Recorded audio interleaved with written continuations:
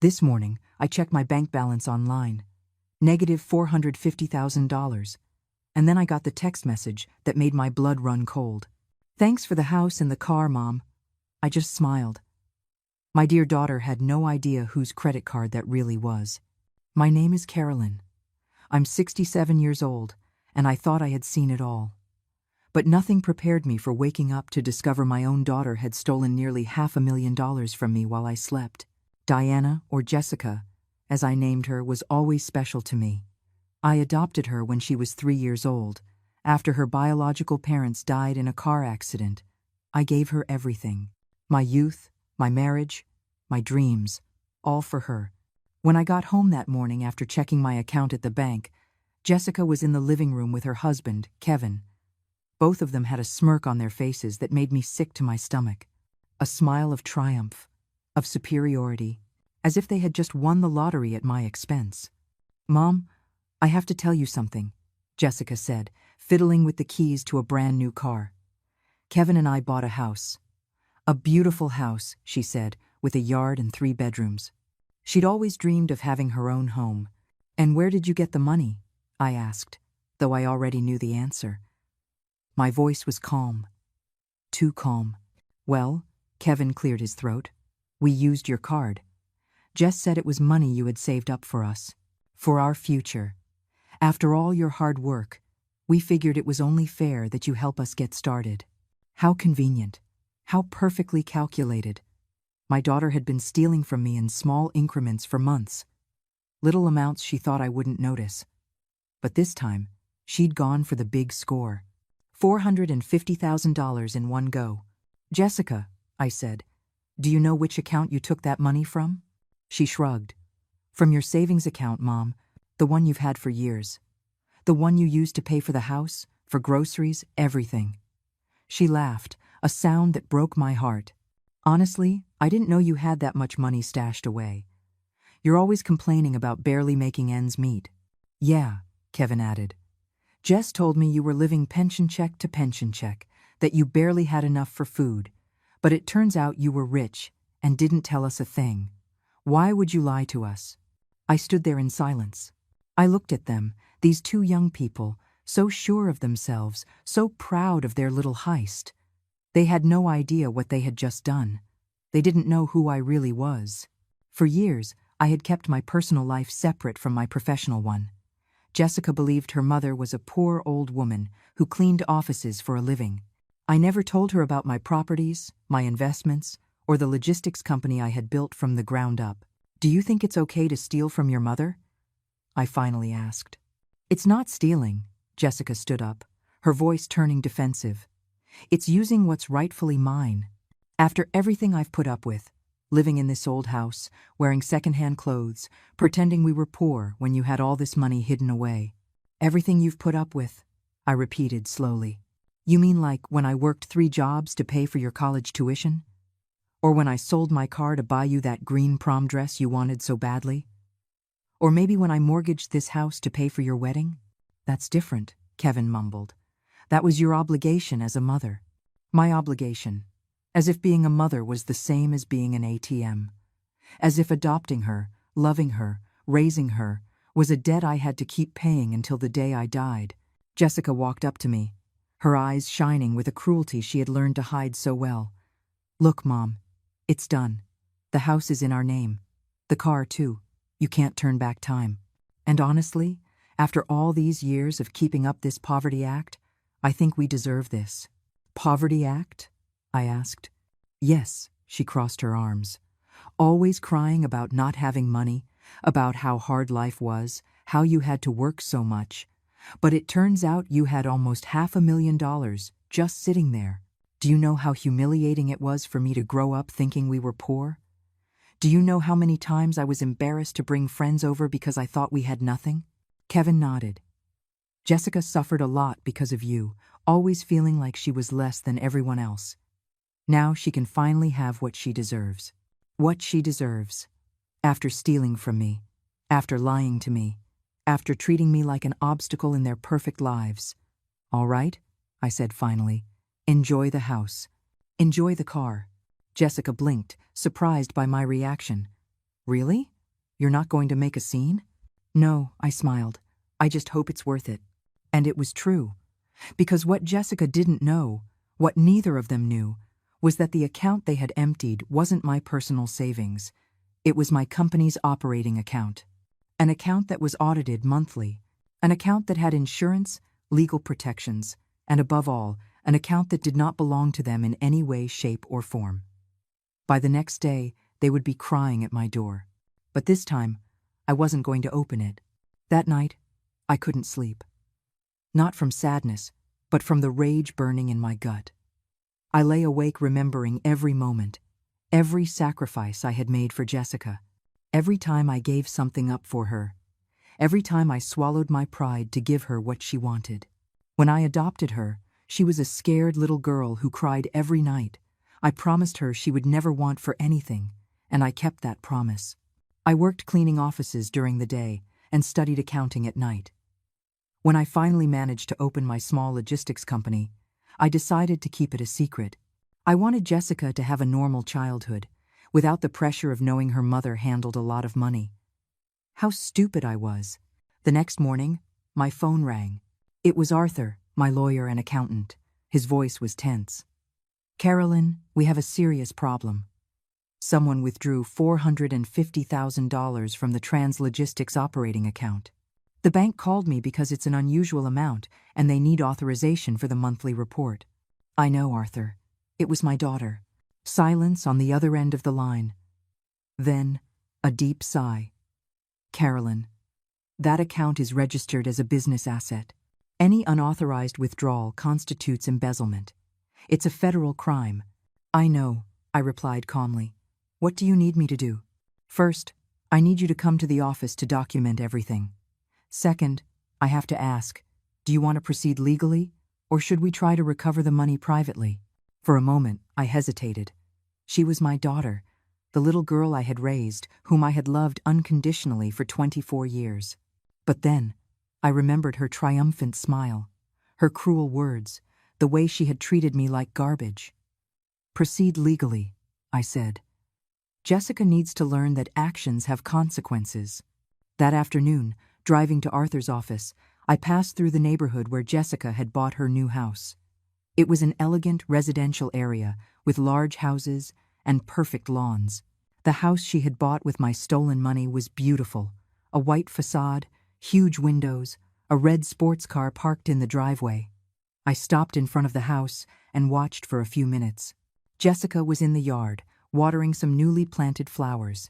She was wearing a new yellow dress, expensive shoes, and that same look of satisfaction that turned my stomach.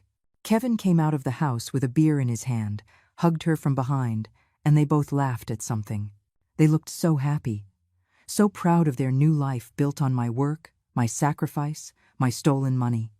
I stepped on the gas and drove away. At Arthur's office, we went over all the documentation. The withdrawals had started 6 months ago.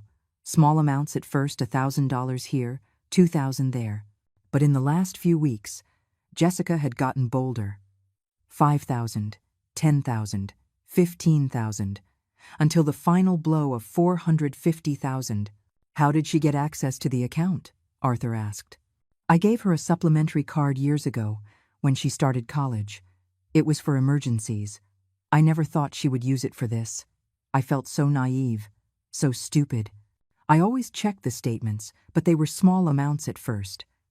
I thought they were legitimate expenses. Carolyn, the total stolen over these 6 months comes to $580,000, Arthur said, showing me the papers. Not just the $450,000 from yesterday. She has been stealing from you systematically. $580,000. Almost everything I had in that operating account. Money I needed to pay salaries, suppliers, company expenses. Jessica hadn't just stolen from me. She had stolen from my employees, from their families. What happens now? I asked. We file the report today. The bank freezes all transactions related to that card. And since she used the money to buy real estate and a vehicle, we can request the immediate seizure of both as evidence of the crime. How long will that take? If all goes well, we'll have the court orders by tomorrow afternoon. Jessica is about to find out she robbed the wrong account. That night, I decided to stay in a hotel. I couldn't be in my house, waiting for Jessica to come celebrate her theft, to rub her new life built on my pain in my face. I chose the Emperor Hotel, the most elegant in the city. I booked the presidential suite. If I was going to plan my revenge, I was going to do it in style. From my window, I could see the whole city, all the lights, all the buildings, the entire life I had built in silence, while Jessica believed her mother was just a poor old cleaning lady. My phone rang. It was Jessica. "Mom, where are you? I came home to show you pictures of the new house and you're not here." "I'm busy," I replied. "Busy with what? Cleaning offices this late?" She laughed. "Mom, you don't have to work so hard anymore. Now that we know you have money saved up, you can relax a little. Jessica, I have a question for you." "What is it?" "Did you ever wonder where the money you stole came from?" Silence. Then, her voice turned defensive. "I didn't steal anything. I used money that was rightfully mine. Money you had been hiding from me my whole life. And what if I told you that money wasn't mine? What are you talking about? What if I told you that you just committed a federal crime?" Jessica laughed, but it sounded nervous. "Mom, stop being so dramatic. It's your money, your card. There's no crime." "You'll find out tomorrow," I said, and hung up. The next morning, Arthur called me early. "We have the orders. The agents are on their way to the house. They're also going to impound the car. Jessica will be served with a court summons in a few hours." "What's going to happen to her?" "Depending on whether she cooperates, she could face between 5 and 10 years in prison for embezzlement and fraud. Plus, she'll have to pay back every cent, plus interest and penalties. 5 to 10 years. My daughter could go to prison for 5 to 10 years. For a moment, I felt a pang of pain. But then I remembered her words. It's my obligation as a mother. I remembered how she had treated me, how she had justified stealing from me, how she had celebrated ruining my life. Number Jessica had chosen this path. Now she would have to walk it to the end. At 11 in the morning, my phone started blowing up with calls. Jessica, Kevin, unknown numbers. I didn't answer any of them, but I did read the text messages that flooded in over the next few hours. "Mom, answer the phone right now." "What have you done?" "The police took our car." "Mom, please call me. I'm desperate. You are a terrible mother. How could you do this to me?" "Mom, I'm sorry. Please, let's fix this." Each message was more desperate than the last. Jessica had finally understood that she had robbed the wrong account, that she had completely underestimated her mother, that she had played with fire and gotten burned. But I was just getting started. At 2 in the afternoon, I decided to do something I hadn't done in years. I went shopping, not just anywhere. I drove straight to the most exclusive mall in the city, the one where Jessica had always dreamed of shopping but could never afford. Ironic, considering she now knew her poor mother had the means to do so. In the most expensive boutique, I chose an elegant black dress, Italian shoes, and a handbag that cost more than what Jessica earned in 3 months at her receptionist job. When the saleswoman saw my platinum business card, her attitude changed completely. "Ma'am, would you like us to show you our private collection?" she asked with a perfect smile. "Of course," I replied. "After all, I have a reason to celebrate." While I was trying on clothes worth more than the car Jessica had bought with my stolen money, my phone wouldn't stop ringing. I finally turned it off. I needed peace to plan my next move.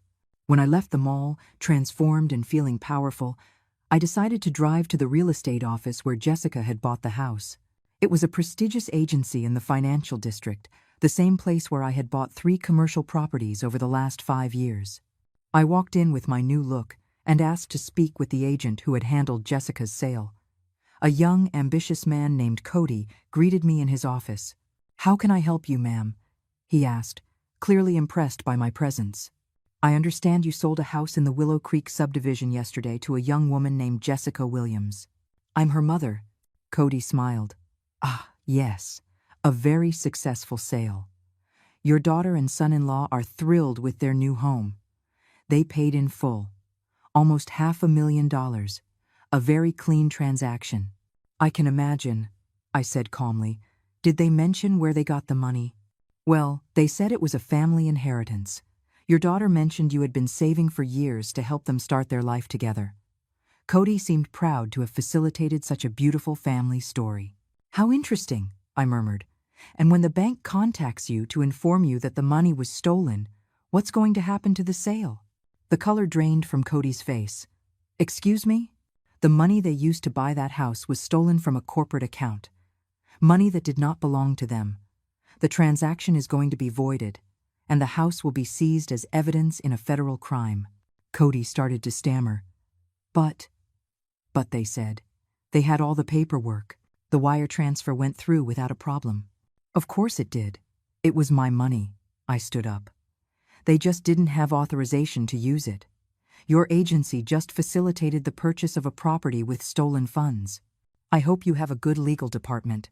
I left the office, leaving Cody completely pale, no doubt already dialing his supervisors to report the impending disaster. My next stop was the dealership where Jessica had bought the car. A luxury imported car agency where I had never set foot, but whose reputation I knew because several of my corporate clients shopped there. The manager, an older man named Gene, recognized me immediately. Mrs. Miller, what a surprise to see you here. Are you finally going to buy that Mercedes I recommended last year? Hello, Gene. I'm here on a different matter. Yesterday, you sold a car to my daughter, Jessica Williams. A red BMW. Ah, yes. Lovely young woman. Very excited about her purchase. Paid $65,000 in cash. Said it was a gift from her successful entrepreneur mother. Jean smiled. I'm so glad to hear you finally told your family about your company. I always found it odd that you kept your success a secret. Yes, well, family secrets sometimes come to light in unexpected ways, I said. The problem is, she didn't have authorization to use that money. It was stolen from my business account. Jean's smile vanished instantly. Are you saying? I'm saying your dealership just sold a car with stolen money. The vehicle is going to be impounded today. I hope you've kept all the transaction paperwork because you're going to need it for the investigation. Jean stood up abruptly. Mrs. Miller, we had no idea. The transaction seemed completely legal. Your daughter presented identification. The wire transfer went through without any issues. I know, Jean. You're not at fault, but you will have to cooperate with the authorities to recover the vehicle. As I left the dealership, I saw Jean was already on the phone, probably calling his legal department and the insurance company. Jessica hadn't just ruined her own life. She had created legal problems for everyone who had innocently participated in her shopping spree with stolen money. My phone, which I had turned back on, had 53 missed calls and 26 text messages. Jessica was desperate. The messages had evolved from rage to pleading. Mom, please, pick up the phone. I need to explain what happened. It was a misunderstanding. I didn't know it was a company account. The lawyers say I could go to jail. Mom, help me please. I'll give it all back. Just don't do this to me. I'm your daughter. How can you destroy my life like this? But the last message was different. It was from Kevin. Mrs. Miller, we need to talk. Jessica is having a panic attack. The lawyers told us this is very serious. Please, can we handle this as a family? We don't want to go to trial. A panic attack. After 24 years of treating me like her personal maid, after stealing almost $500,000, after celebrating the ruin of my life, Jessica was having a panic attack because there were finally consequences for her actions. I decided to answer that message. Kevin, you should have thought about the consequences before you stole the money. It's too late for family arrangements now. His reply came in seconds. Please, ma'am, Jessica didn't know it was a company account. She thought it was your personal money. It was an innocent mistake. An innocent mistake. Stealing $580,000 over 6 months was an innocent mistake. Kevin, an innocent mistake is using the wrong card at the grocery store. Stealing $500,000 to buy a house is a premeditated crime. Jessica knew exactly what she was doing. But she's your daughter, ma'am. Your own adopted daughter. How can you send her to jail? There it was, the adoption card. The emotional play they knew would hurt me, reminding me that Jessica wasn't my biological child, as if that meant I had less right to expect respect and honesty from her. Kevin, it's precisely because she is my adopted daughter, because I chose her, because I gave her all my love and my life, that her betrayal hurts more. A biological child might disappoint you by accident. An adopted child who steals from you is a knife straight to the heart. There was no reply after that. That night, from my hotel suite, I called Arthur for a full report. The seizure orders were executed successfully, he said. The house is sealed, and the car is in the judicial impound lot. Jessica and Kevin had to leave the property with only what they could carry in a suitcase. Where are they now? As far as we know, they're staying in a cheap motel on the outskirts of the city. Jessica has hired a public defender. Her first hearing is the day after tomorrow. What are her chances? Carolyn, let's be honest. With all the evidence we have, it's almost impossible for her to avoid prison. The only way would be if you dropped the charges and they reached a private settlement for restitution. And if I don't drop the charges? Between 5 and 10 years in federal prison, plus full restitution, plus fines and interest, her life, as she knows it, is over. 5 to 10 years. My daughter, the little girl I had raised since she was 3, could spend the next decade in prison for stealing from me. Did it hurt? Of course it hurt. But what also hurt was every cruel word she had said to me, every time she had treated me like trash, every moment she had celebrated destroying my life. Arthur, I said finally, proceed with everything. Jessica needs to learn that decisions have consequences, and I need to learn to stop protecting people who hurt me. The next day, I received a call I wasn't expecting. It was Susan, my younger sister, who lived in another city and rarely spoke to me. Carolyn, Jessica called me crying. She told me what's happening. Is it true you're going to send her to jail? Jessica stole $580,000 from my company, Susan. I'm not the one sending her to jail. She's the one who put herself in this situation. But she's your daughter. Susan sounded desperate. You raised her from a baby. How can you be so cold? Cold? I repeated slowly. Susan, do you know how many times Jessica told me I was a burden to her? Do you know how many times she made me feel like I owed her something just for existing? She robbed me, celebrated robbing me, and now that there are consequences, I'm the bad guy. But you can drop the charges, you can forgive her. And then what? She robs me again in 6 months? She keeps treating me like garbage because she knows there will never be consequences? My voice was breaking, not from sadness, but from years of suppressed rage. Susan, Jessica, never respected me. She never valued anything I did for her. To her, I was always just a walking ATM. Carolyn, please. No, I cut her off. For 24 years, I gave her everything. I gave up having more children for her. I gave up remarrying for her. I worked day and night to give her everything she wanted, and she repaid me by stealing from me and humiliating me. No more, Susan. It's over. I hung up the phone feeling a strange mix of relief and pain. It was the first time in years I had said out loud everything I had sacrificed for Jessica, everything I had given up for a daughter who never appreciated it. An hour later, another message from Jessica arrived. This one was different, longer, more desperate. Mom, I know you're furious with me and you have every right to be. I know what I did was wrong, but please, don't let this destroy our family forever. I'm willing to give back all the money, to work to pay you back for years if I have to. But please, don't send me to jail. I won't survive in there. I'm begging you, as your daughter, as the little girl you raised, give me a chance to fix this. For the first time in days, Jessica sounded genuinely remorseful. She wasn't blaming me. She wasn't justifying her actions. She wasn't playing the victim card. She was admitting her mistake and asking for forgiveness. For a moment, my heart softened. Maybe we could fix this. Maybe she had learned her lesson. Maybe. Then I remembered something. I remembered the smile on her face when she told me she had used my money.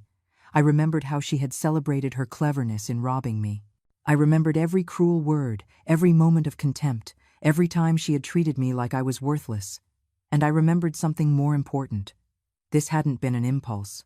Jessica had been stealing from me for 6 months. She had planned the big heist.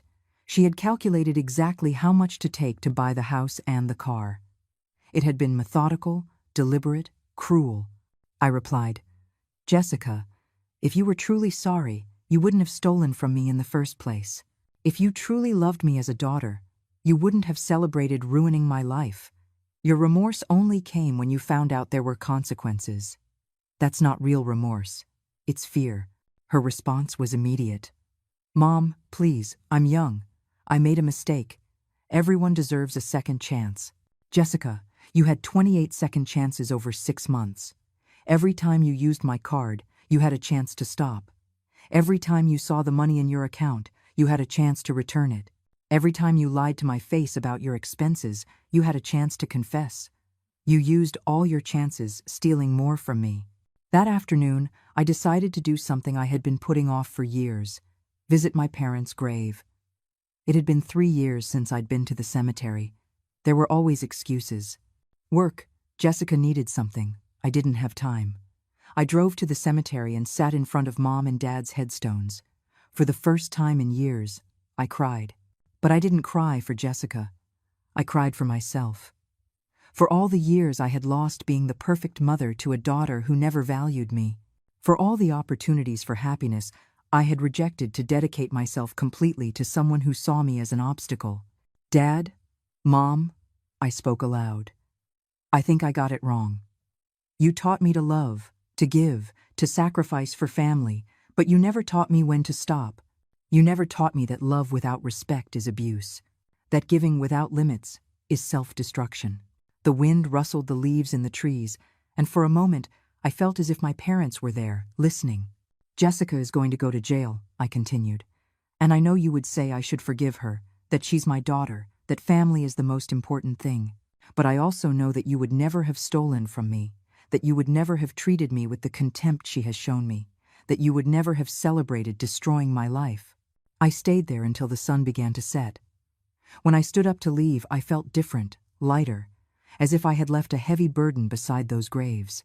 That night, in my hotel suite, Arthur called with an update. "Carolyn, Jessica's lawyer contacted me. He wants to negotiate a plea deal. Jessica is willing to plead guilty in exchange for a reduced sentence and a payment plan for restitution." "What kind of reduced sentence?"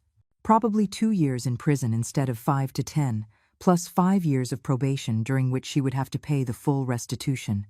2 years. My daughter would spend 2 years in prison. And if we reject the deal, we go to trial, where she will likely receive the full sentence, 5 to 10 years, with no possibility of early parole. What do you recommend? Legally, the deal is reasonable. It guarantees you full restitution, and Jessica learns a severe lesson but isn't completely destroyed. If we go to trial, there's a small chance a jury might feel sorry for her and reduce the charges, but there's also the chance they'll give her the maximum. How long do I have to decide? Until tomorrow afternoon. That night, I couldn't sleep. Not from guilt or sadness, but because I was making the most important decision of my life. A decision that would define not only Jessica's future, but my own. For years, I had been the mother who forgives everything, who accepts any abuse just to keep the family peace. The mother who sacrifices herself to the point of self-destruction for love. But that love had never been returned. That sacrifice had never been valued. Jessica had taught me that unconditional love, when not reciprocated, becomes permitted abuse. That forgiving without consequences isn't kindness, it's cowardice. That being a good mother doesn't mean letting your daughter destroy you. At 3 in the morning, I made my decision. I sent a message to Arthur. "We reject the deal. We're going to trial.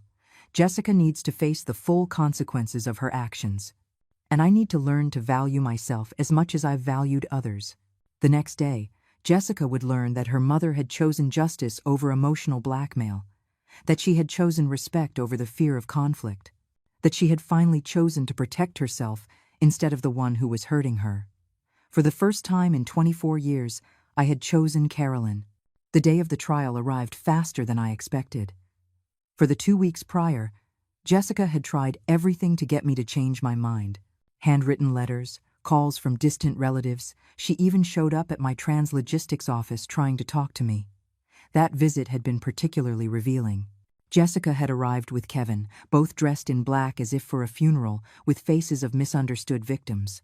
My assistant, Brenda, had warned me they were in reception.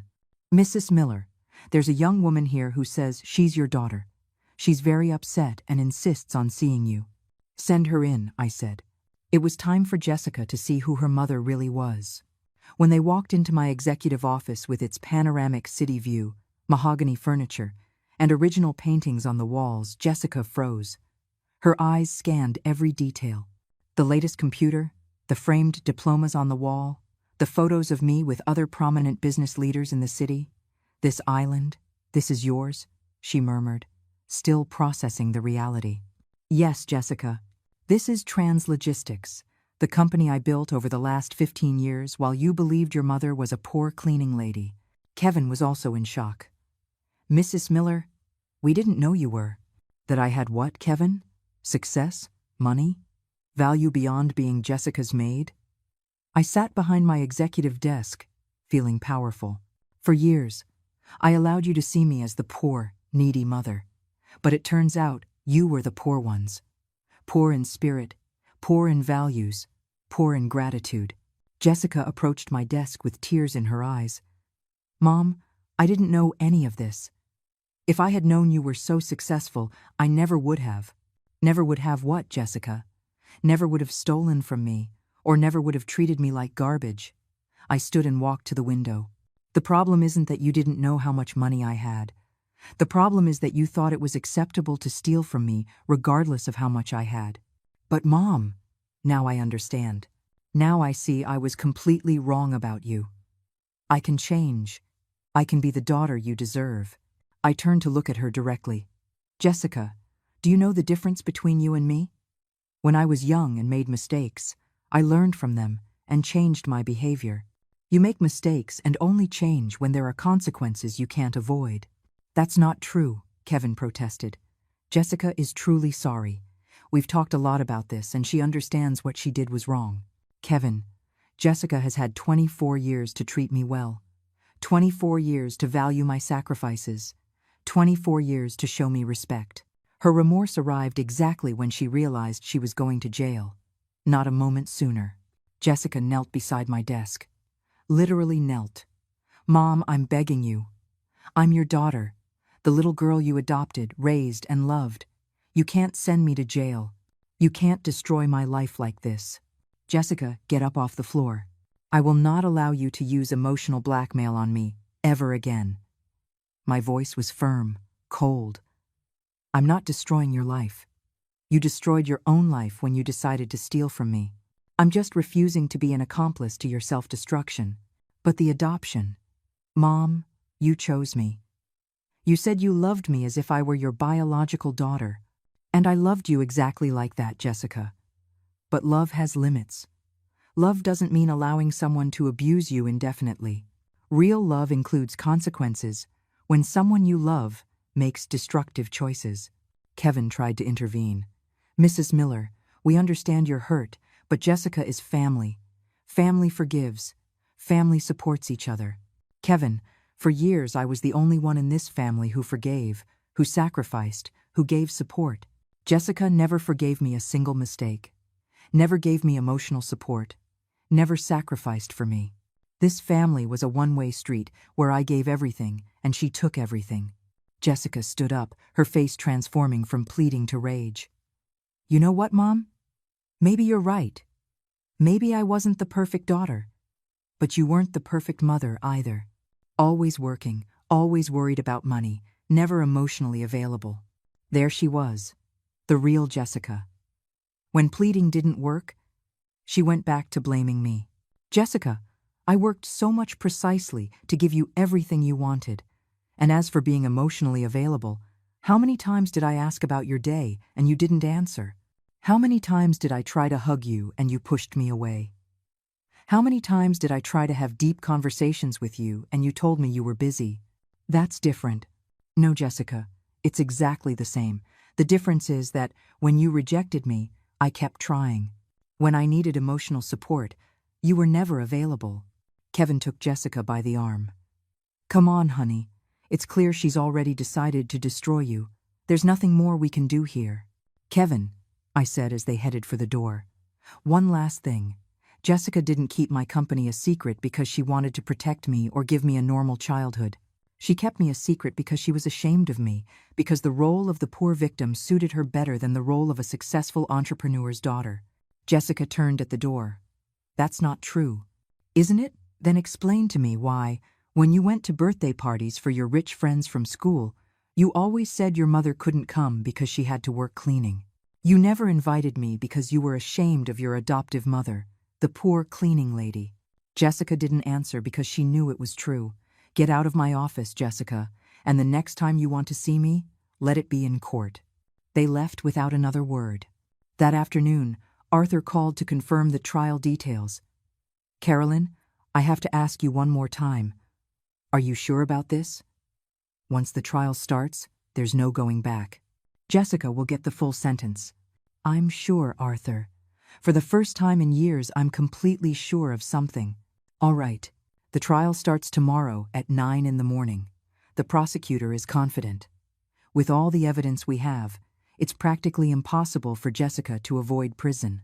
How much time do you think she'll get? Between 5 and 8 years, plus full restitution. Her public defender is young and inexperienced. He doesn't have much to work with. 5 to 8 years. My daughter was going to spend the next 5 to 8 years of her life in prison for stealing from me. That night, I stayed awake thinking about everything that had happened. About the 3-year-old girl I had adopted, scared and vulnerable after losing her parents. About how that girl had grown into a woman who believed she had the right to rob and humiliate me. At what point had I lost my daughter? At what point had Jessica decided her mother was the enemy instead of her ally? Maybe the mistake had been mine from the beginning. Maybe I had been too permissive, too self-sacrificing, too willing to forgive anything. Maybe I had raised a narcissist by never setting clear boundaries. But I also knew it was too late to change the past. I could only change the future. And my future no longer included allowing someone to treat me the way Jessica had, no matter how much I loved them. At 6 in the morning, I got up and prepared for the trial. I chose a conservative black suit, my pearl necklace, and comfortable shoes. It was going to be a long day. When I arrived at the courthouse, there were reporters outside. Apparently, the story of the successful businesswoman sending her adopted daughter to jail for theft had caught the media's attention. Mrs. Miller, how do you feel sending your own daughter to prison? A reporter yelled. I stopped and looked at her directly. I feel like a mother who finally taught her daughter that actions have consequences, something I should have done many years ago. And I walked into the courthouse, ready to finally close this chapter of my life.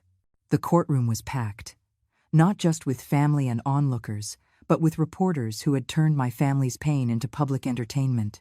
Jessica sat at the defense table, dressed in a simple gray suit she had probably borrowed. She looked small, vulnerable, nothing like the arrogant woman who had celebrated robbing me. When our eyes met for the first time in weeks, I saw something in them I hadn't seen before.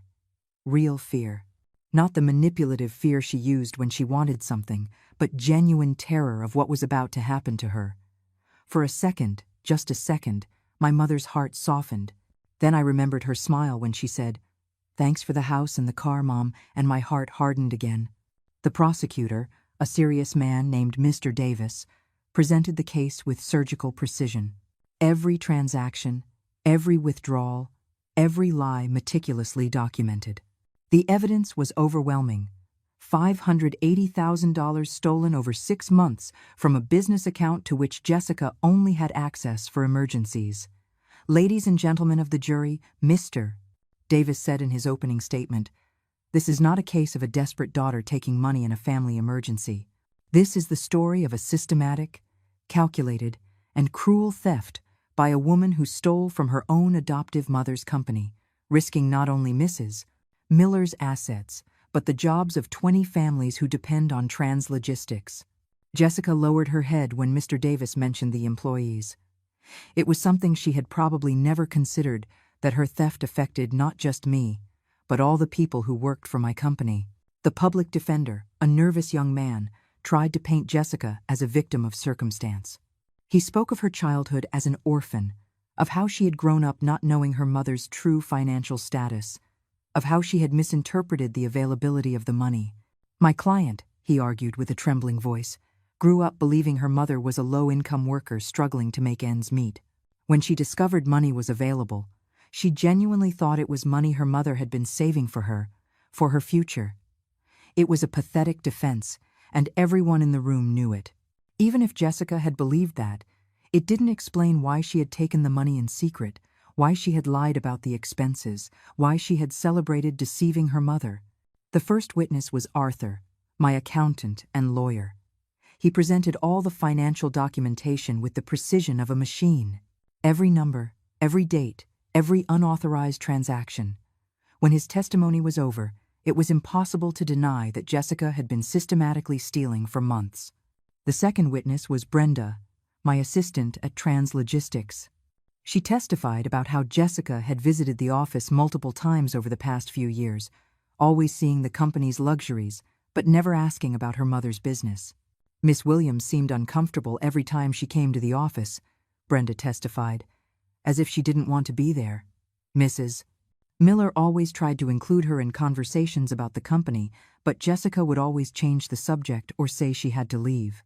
Then came the witnesses that hurt me the most, my employees. One by one, they took the stand and spoke about how Jessica's theft had endangered their jobs. When the operating account was nearly empty, testified Rosalia, my human resources manager, we couldn't make payroll on time. We had to take out an emergency loan. Several employees thought the company was going bankrupt and started looking for other jobs. Jessica didn't look up during this entire testimony. She was finally understanding that her innocent mistake had had real consequences for real people. When it was my turn to testify, I approached the stand feeling the weight of 24 years of motherhood on my shoulders. Mr. Davis guided me through my history with Jessica, the adoption, the sacrifices I had made, my decision to keep my business success private to give her a normal childhood. Mrs. Miller, Mr. Davis asked, why did you decide to keep your company a secret? I wanted Jessica to have a childhood without pressure. I didn't want her to feel obligated to follow in my footsteps or for other kids to befriend her just because of her family's money. I wanted her to develop her own identity and her own values. And how did Jessica react when you occasionally mentioned your company? She always changed the subject. She seemed uncomfortable or bored. Eventually, I stopped mentioning it because it was clear she wasn't interested. When did you realize Jessica was stealing money from your business account? The first small withdrawals I attributed to legitimate expenses. Jessica had used the card for emergencies before. But when I saw the $450,000 withdrawal and received her message thanking me for the house and the car, I understood that she had been stealing from me systematically. What was your emotional reaction to this discovery? I took a moment to answer. The courtroom was completely silent. I felt betrayed, more deeply than I thought possible, not just because of the money, but because of the celebration. Jessica showed no guilt or remorse. She was proud to have tricked her poor mother. That night, I understood that for years I had been living with a stranger who saw me as an obstacle to her happiness, not as the mother who had sacrificed everything for her. Did you consider dropping the charges? Yes. For days, I struggled with that decision. Jessica is my adopted daughter. I love her deeply. But I also understood that if there were no consequences this time, there never would be. Jessica needed to learn that stealing is wrong, no matter who you steal from or why you do it. During the cross-examination, the defense attorney tried to paint me as a cold, vengeful mother. Mrs. Miller, isn't it true that you are sending your adopted daughter to prison out of personal revenge? No, I answered calmly. I am allowing the justice system to work. Jessica committed a crime. There are consequences for crimes. My job as a mother is not to protect her from the consequences of her bad decisions, but to teach her to make better ones. But don't you feel any responsibility for Jessica's behavior, for having raised her in a way that led to this? That question hit me hard. It was the question I had been asking myself for weeks. Of course I feel responsibility, I admitted. I believe I was too permissive. I believe I should have set clearer boundaries from a young age. I believe my unconditional love became a license for Jessica to disrespect me without consequences. If I had been a stricter mother, perhaps Jessica would have learned stronger values. And you don't think you should give her one last chance to learn those values without going to prison? She already had that chance. She had it for 6 months while she was stealing small amounts. She had it when she decided to steal $450,000 at once.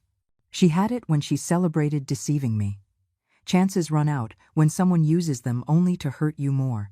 When I stepped down from the stand, Jessica was looking at me with tears in her eyes. But they were no longer tears of pleading or manipulation. They were tears of real understanding. She was finally understanding who her mother was and what she had lost. The trial lasted 3 days. In the end, the jury deliberated for only 2 hours. Guilty of first-degree embezzlement. Guilty of fraud. Guilty of unauthorized use of financial instruments. Jessica collapsed in her chair when she heard the verdict. Kevin, who had been in the gallery every day, ran out of the room. The judge scheduled the sentencing for the following week, but we already knew what it would be, between 5 and 8 years in federal prison. As I was leaving the courthouse, Jessica yelled to me from the defense table, "Mom, forgive me. Please, forgive me." I stopped at the door and turned back to her one last time. "I already forgive you, Jessica. But forgiveness doesn't mean avoiding consequences. It means freeing myself from resentment while you learn from your mistakes."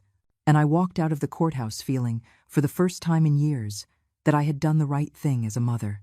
A week after the verdict, sentencing day arrived. The courtroom was even more crowded than during the trial. The media had turned my story into a viral phenomenon.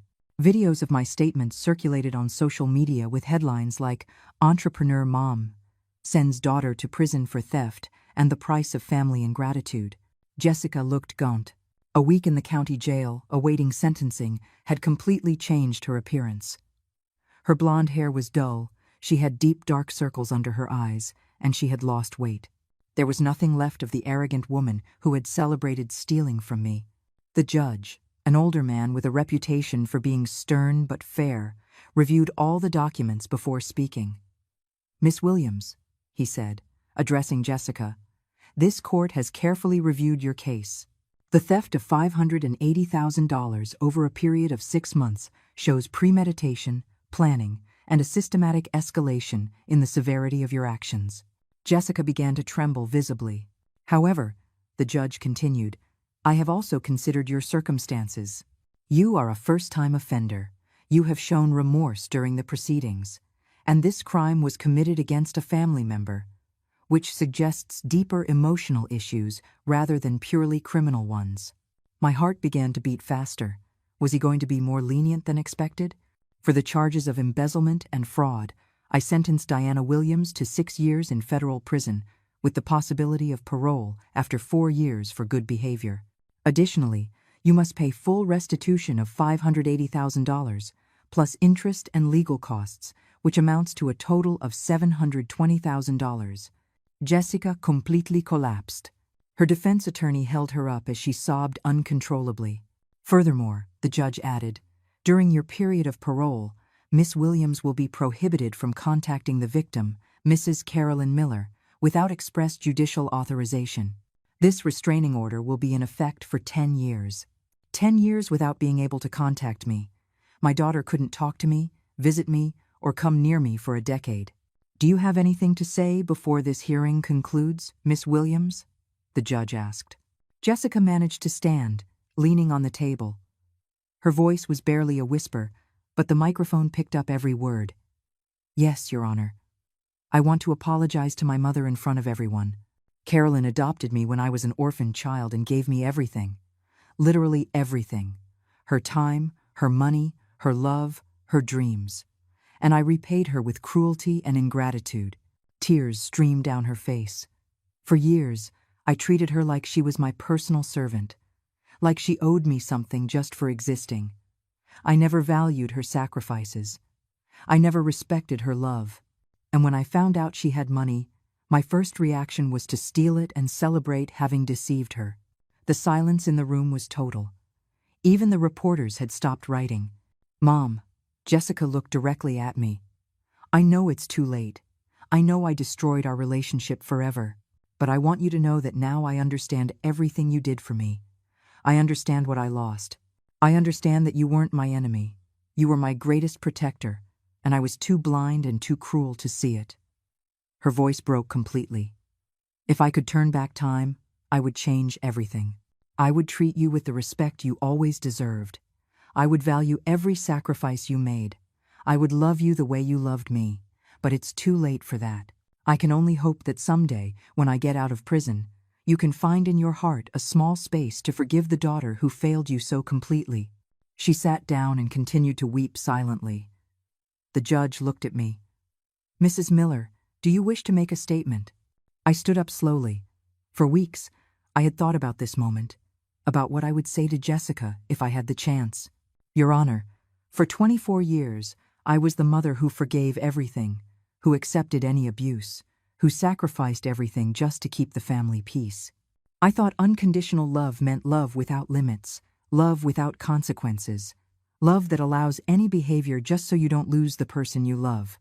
I looked directly at Jessica. But that kind of love isn't real love. It's codependency disguised as kindness.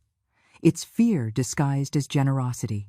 For years, I allowed Jessica to disrespect me because I was terrified of losing her love. But what I didn't understand is that respect that is lost without consequences can never turn into real love. My voice grew stronger. "Jessica, I love you. I will always love you. You are my adopted daughter, the little girl I chose to love when you were 3 years old. But loving you doesn't mean letting you destroy me. Loving you means doing the hard thing when it's necessary, even if it means setting boundaries that hurt." I paused to control my emotions. "I accept your apology. I believe you finally understand what you've lost. But apologies don't erase actions. Remorse doesn't eliminate consequences. You are going to prison not because I'm a cruel mother, but because decisions have outcomes, and you made decisions that led to this outcome." Jessica cried silently as I spoke. "I hope you use these years in prison to become the woman you always had the potential to be. The woman who values the people who love her. The woman who understands that gratitude is not weakness, but strength. The woman who knows that respect is the foundation of any real relationship." I took a deep breath before finishing. "And when you get out of prison, if you have truly changed, if you have truly learned these values, maybe we can rebuild some kind of relationship. But it will be a different relationship, one based on mutual respect, not on my fear of losing you and your certainty that you can treat me badly without consequences." I sat down, feeling as if I had closed a chapter of my life that had been open for far too long. The judge banged his gavel. "Court is adjourned. Miss Williams will be transferred to the assigned federal institution within the next 2 weeks." As Jessica was escorted out of the courtroom in handcuffs, she looked at me one last time. In her eyes, there was no longer pleading or manipulation, only genuine sadness and, for the first time in years, real respect for me. I walked out of the courthouse surrounded by reporters shouting questions, but I didn't answer any. I had more important things to do. That afternoon, I drove straight to Translogistics. I had a company to run, employees who depended on me, and a life to rebuild. For the first time in 24 years, I was going to live for myself, unapologetically. Brenda greeted me with a hug. "Mrs. Miller, we all saw the news. How are you feeling?" "I feel free, Brenda. For the first time in years, I feel completely free." And it was true. The weight of 2 decades of codependent motherhood had lifted from my shoulders. I no longer had to walk on eggshells to avoid Jessica's anger. I no longer had to justify every decision in my life to someone who saw me as her enemy. I no longer had to live in fear of disappointing a daughter who had never valued anything I did for her. Jessica was going to spend the next 4 to 6 years in prison, and I was going to spend that time rediscovering who Carolyn was when she wasn't being the mother of an ungrateful daughter. For the first time in decades, the future looked bright. 6 months after Jessica's sentencing, my life had changed more than I ever could have imagined. Without the constant drama of dealing with her ingratitude and manipulation, Translogistics was thriving like never before. We had won 3 major contracts, expanded our team to 30 employees, and opened a second office in the next city over. But the most significant change wasn't professional, it was personal. For the first time in 24 years, I was living for myself. I had sold the house where I lived with Jessica. It was too big for me alone and filled with painful memories. Instead, I bought a modern penthouse in the city center, with a panoramic view, and all the luxuries I had always denied myself because I had to save for Jessica's future. I had also started doing things I had never allowed myself. Painting classes on Tuesday nights, a trip to Europe I had postponed for years, dinners at fancy restaurants without feeling guilty about spending money unnecessarily. It was as if I had woken up from a 2-decade-long dream where my only identity had been Jessica's mother. One Friday afternoon, while reviewing financial reports in my office, Brenda knocked on the door. "Mrs. Miller, there's someone here to see you. He says his name is Kevin, your daughter's husband." My stomach tightened immediately. "What does he want?" "He didn't say, just that it's urgent, and he needs to talk to you about Jessica." I hesitated for a moment. The restraining order only applied to Jessica, not to Kevin, but I had no desire to speak with him either. "Send him in," I finally decided. "But stay close, in case I need you to call security." Kevin walked into my office looking completely different from the arrogant man who had celebrated robbing me months ago. He had lost weight, had dark circles under his eyes, and his clothes looked cheap and worn. The luxuries bought with my stolen money had clearly vanished from his life. "Mrs. Miller, thank you for seeing me," he said with a trembling voice. "What do you want, Kevin? I have a company to run. It's about Jessica. She's not doing well in prison. They've transferred her 3 times because she's having problems with the other inmates. She's losing weight, not sleeping, and the psychologists say she's developing severe depression. And what do you want me to do about it? Visit her, talk to her. You're the only real family she has. I can't help her anymore." "What does that mean?" Kevin lowered his head in shame. "I filed for divorce last week. I can't stay married to someone who's in prison for theft. My family pressured me. My friends turned their backs on me. I lost my job when they found out what happened. My life was completely destroyed by being associated with Jessica." Interesting. When Jessica had stolen money, Kevin was happy to be her accomplice. But when the consequences arrived, he abandoned her immediately. "Kevin, does that feeling seem familiar to you? The feeling of someone who is supposed to love you abandoning you when things get tough?" He looked at me, confused. "For years, Jessica abandoned me emotionally every time I needed support, every time I had problems, every time I felt alone, every time I needed my daughter. She wasn't available. But I never abandoned her. I never filed for divorce from being her mother. I was always there, no matter how she treated me." "But ma'am, this is different." "No, Kevin. It's exactly the same. The difference is that when Jessica treated me badly, I kept loving her unconditionally. When Jessica faces consequences for her actions, you abandon her immediately. Which one of us truly loved her?" Kevin didn't know what to say. "Do you know what I find most interesting about your visit?" I continued. "You didn't come here because you love Jessica and want to help her. You came here because you feel guilty for abandoning her, and you want me to do the emotional work you don't want to do. That's not it, ma'am. I really do care about Jessica. If you really cared about Jessica, you wouldn't have filed for divorce while she's at her most vulnerable. You wouldn't expect her mother, whom she robbed and humiliated, to clean up the emotional mess you don't want to handle." I stood up and walked to the window. "Kevin, for 24 years, I was the person who was always available to clean up Jessica's emotional messes. The one who always forgave, who always gave second chances, who was always there no matter how she treated me. And you know what I learned? What? That when you're the person who always forgives, you become the person who always gets hurt. When you're the person who has no boundaries, you become the person everyone crosses. When you're the person who always rescues others from the consequences of their actions, you become the person who prevents them from growing and maturing." I turned to face him directly. "Jessica is in prison not because she's a bad person deep down, but because she never had to face real consequences for her bad decisions. Every time she did something hurtful or destructive, I rescued her.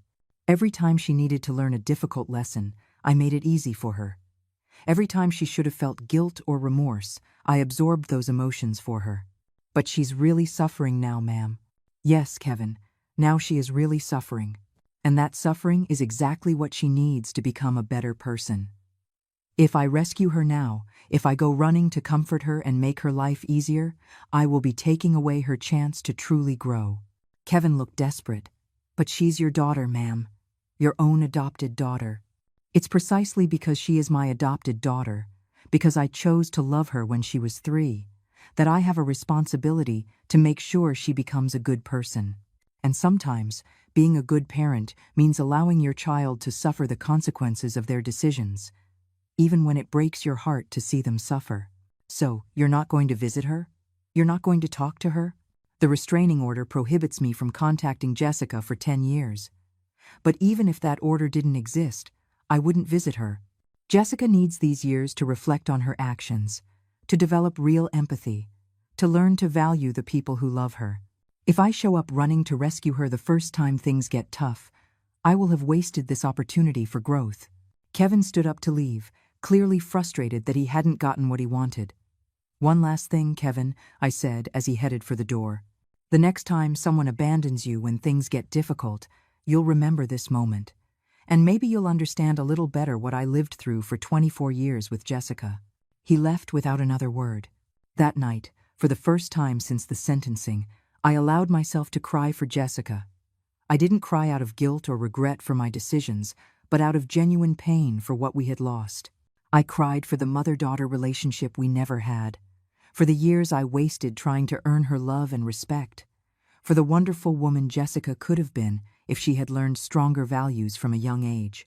But I also cried with relief. Relief at finally being free from a toxic relationship that had consumed me for decades. Relief at having found the courage to prioritize myself.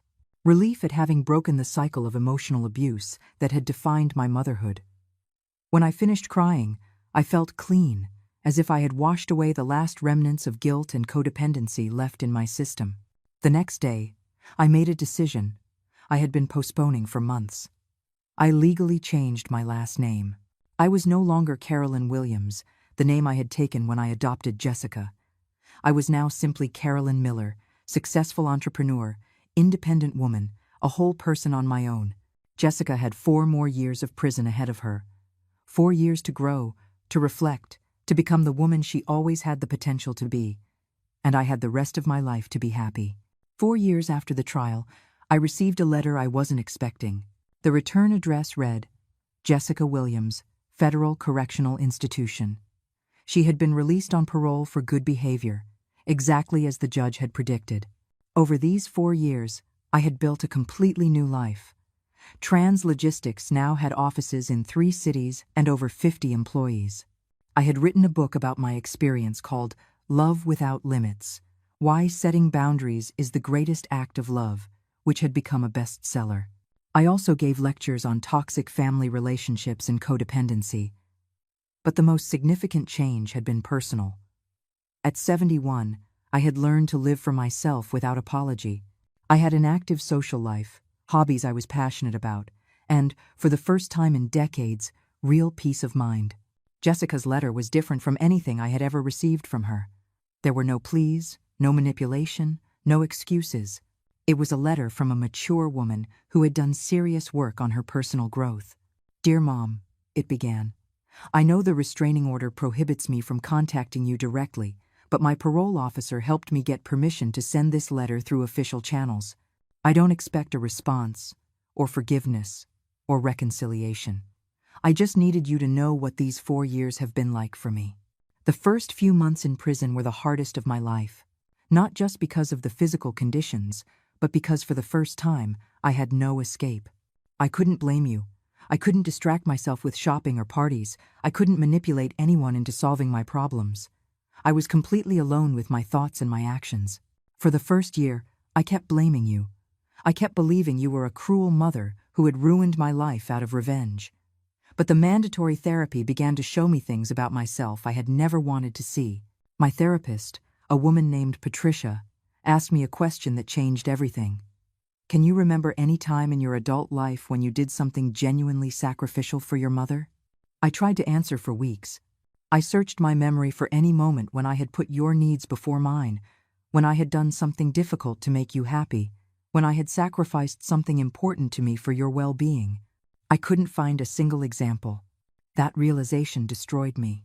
I realized that for 24 years, I had been a daughter who only took, never gave. A daughter who saw her mother as a resource to be exploited, not a person to be loved and respected. A daughter who had mistaken your unconditional love for weakness, your generosity for obligation, your sacrifice for stupidity. I spent the second year in prison, in a deep depression. Not because I felt like a victim, but because I finally understood the magnitude of what I had lost. I hadn't just lost my freedom, my house, my marriage. I had lost the only person in the world who had ever truly loved me, and I had lost her because of my own cruelty and ingratitude. During the third year, I began working in more intensive rehabilitation programs. Anger management classes, group therapy for white-collar criminals, empathy development programs. Slowly, I began to understand not only what I had done to you, but the impact my theft had had on your employees, on their families, on the entire community that depended on your company. I met other women who had committed similar crimes. Many had stories of mothers who had rescued them time and again, who had never allowed them to face real consequences. We had all mistaken permissive love for real love. We had all hurt the people who loved us most deeply. The fourth year was different. I started helping in the programs for first-time offenders, sharing my story as a warning. I told them about how the lack of boundaries and consequences had turned me into a person incapable of gratitude, empathy, or personal responsibility. I saw in their eyes the same shock I had felt when I finally understood who I had really been. I also started writing. Not letters to you, because I knew it was forbidden, but a journal where I processed everything I had learned about myself, about our relationship, about the damage I had caused. Writing became my way of making peace with myself and with the woman I had been. Now, I'm out. I live in a halfway house, work in a bakery for minimum wage, and every penny I earn after my basic expenses goes toward the restitution I owe you. By my calculations, it will take me about 15 years to pay you back completely, assuming I can get better jobs eventually. I'm not writing to ask for your forgiveness, because I know I don't deserve it. I'm not writing to ask for a second chance, because I know I used all my chances destroying our relationship. I'm writing so you know that the sacrifice you made by allowing me to face the consequences of my actions was not in vain. I am a different person now, a person who understands that respect is earned with actions, not words. A person who understands that gratitude is the foundation of any healthy relationship. A person who understands that real love includes boundaries, responsibility, and mutual growth. If you ever decided to give me the chance to meet this new version of myself, I would be eternally grateful.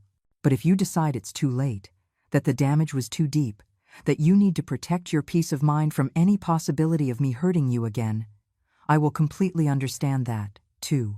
What I want you to know, more than anything, is that I now understand what I lost. I didn't lose a mother who controlled or limited me. I lost a mother who loved me so deeply that she sacrificed her own happiness for mine for decades. I lost a mother who worked tirelessly to give me opportunities I never valued. I lost a mother who saw me as her greatest treasure when I saw her as my biggest obstacle. And I want you to know that the woman I have become over these 4 years would have been proud to be your daughter. She would have valued every sacrifice, respected every decision, and loved every day she could have spent with you. I am deeply sorry that I got to know her too late. Whatever your decision about our future, I want you to live the rest of your life knowing that your love was not wasted, that your sacrifices were not in vain, that the lesson you taught me by setting boundaries finally turned me into the woman you always hoped I could be. I love you, Mom, not as the manipulative daughter I used to be, but as the grateful woman I became, thanks to your courage to do the right thing, even when it broke your heart. Your daughter who finally grew up, Jessica. When I finished reading the letter, I cried. But they weren't tears of sadness or regret. They were tears of relief and, surprisingly, of maternal pride. For the first time in 28 years, Jessica had written something that sounded like the daughter I had always hoped to have. A daughter who understood the value of sacrifice, who appreciated the love she was given, who took responsibility for her actions without blaming others. Was it too late for a relationship? Could I trust that this change was real and permanent? Was it worth risking the peace I had found over these 4 years? I didn't know. But for the first time since the day I discovered the theft, I felt that maybe, just maybe, my daughter had come home. I don't regret sending her to prison. I only regret not understanding sooner that kindness should never be practiced at the expense of self-destruction, that real love requires boundaries, and that sometimes, to save someone you love, you first have to save yourself. The story of Jessica and me wasn't over, but for the first time in decades, I had hoped that the next chapter would be written by two women who respected each other, instead of a desperate mother and an ungrateful daughter. Maybe it's never too late to learn how to love correctly.